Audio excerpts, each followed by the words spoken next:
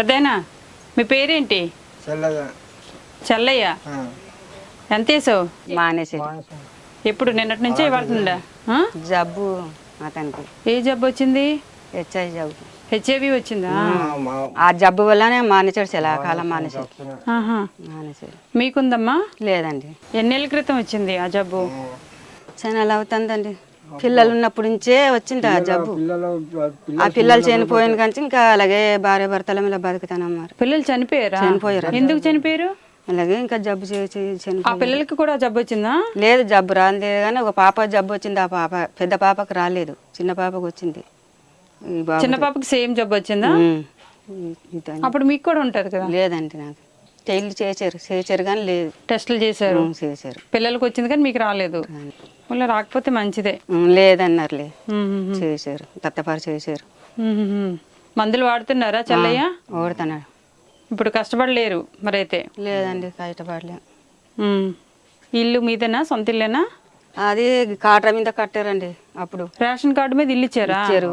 ఆ కట్టేమో అలా ఒగ్గేసాం, ఇంకా చేసుకోవడానికి శక్తి లేక. మరి మీ ఇద్దరు ఎవరికి వస్తుంది పెన్షన్? ఎంత వస్తుంది చెల్లయ్య? 4,000 ఇస్తున్నారా? ఇంకా అలాగే సరిపెట్టుకోవడం, ఇంకా కూలికి వెళ్ళలేక ఎటు వెళ్ళలేక. మీకు బంధుమిత్రులు ఎవరు లేరా? లేదండి. మీరు ఎంతమంది అక్క చెల్లెళ్ళు? ముగ్గురం. మీరు పెద్ద చిన్న? నడిపిదాన్ని. చూడారండి మాకు. చూడండి సరా. ఏమైనా అడిగారా? హెల్ప్ అడిగారు ఎప్పుడైనా? ఎప్పుడు అడిగినా ఇవ్వరండి. ఎప్పుడైనా అడిగారా? అడిగాం కానీ ఇవ్వరు. ఏ సందర్భంలో అడిగారు? ఇలాగే ఇంకా మరి ఇంటికాడ ఏది లేకుండా ఉంటే ఒక 1000 ఇవ్వండి, ఒక 200 300 ఇవ్వమన్నా అది ఇచ్చే రకం కాదు.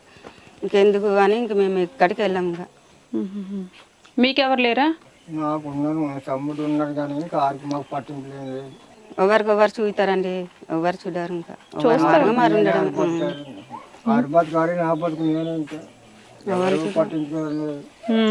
పెద్ద ఏది ఎలాగనండి ఒకసారి? ఎక్కడది? లేడీస్ వాచ్లో ఉంది అది. వాచ్ ఎక్కడది మీకు?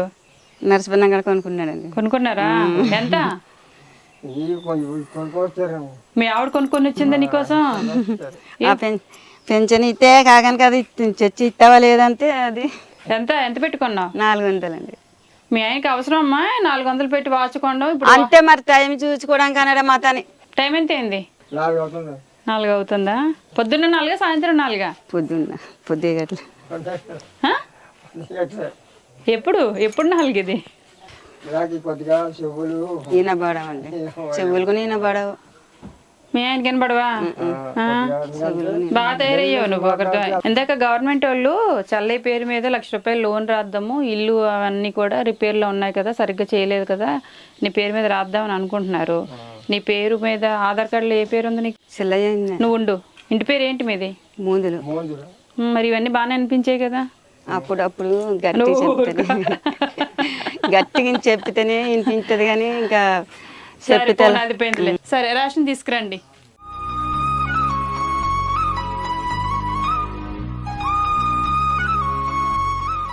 ఇగో ఇందులో చెల్లయ్య బిస్కెట్ ప్యాకెట్ నీకు. లక్ష్మి ఇదిగో ఇంట్లో కిరాణా సామాన్లు. వంట చేసుకుంటావు కదా, చేస్తావా? చేసుకో. 25 కేజీలు బియ్యం మీకే తీసుకోండి, పెట్టండి అక్కడ. చెల్లయ్య నీకు లుంగీలు. మరి నువ్వేమో చూస్తేనేమో హీరోలాగా ఉన్నావు, నిక్కర్లో వేస్తున్నావు. నేను లుంగీలు తెచ్చాను, కడతావు కదా? కట్టు. ఇచ్చినందుకైనా కట్టు. ఇగో లుంగి, టవలు, పెద్దదే టవల్ ఉంటుంది, ఆడుకోండి. మీకు కూడా తీసుకో తల్లి. నెల పెన్షన్ 4,000 కదా మీకు. మీకు హెల్త్ బాగాలేదు, పిల్లలు లేరు, ఆరోగ్యం బాగాలేదు కాబట్టి ఇంకేమైనా మందులో టానిక్లు ఏమైనా కొనాలనుకుంటే కనుక కొనుక్కోండి.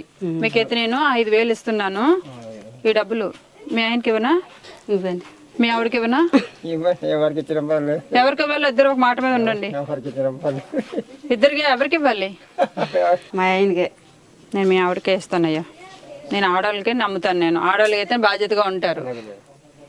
మీ ఆయన ఫీల్ అవుతున్నాడు, మగాళ్ళు ఫీల్ అయితే నేను తట్టుకెళ్ళండి. 500 ఉంచుకో, మిగతా డబ్బులు నువ్వే ఉంచుకో. సరేనా? వెళ్ళిరానా? నమస్కారం. మంచిగా ఉండండి, ఆరోగ్యంగా ఉండండి, మందులు టైంకి వేసుకోండి. నమస్తే.